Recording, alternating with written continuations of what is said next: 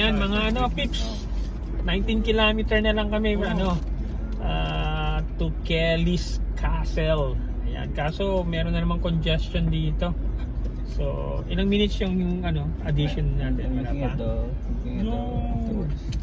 Okay, pips. We just reach yung Kelly's Castle. Ayan, Kelly's Castle daw. Okay. So, medyo ang daming mga traffic mukhang hindi na kami papasok at ang layo ng iikutan. So, ito siya.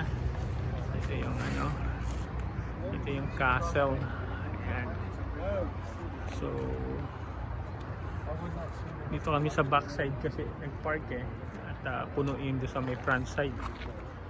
Malayo yung iikutan. Mukhang kita naman dito tong Kelly's Castle. Ayan, by the way, on the way to sa papuntang Ipoh. Ayan. Yeah. Okay, folks. We just reached yung Kelly's Castle on our way to Ipoh, Malaysia. Ayan, so sinadya namin to. Ayan, so we are going to head to Ipoh na for our late lunch.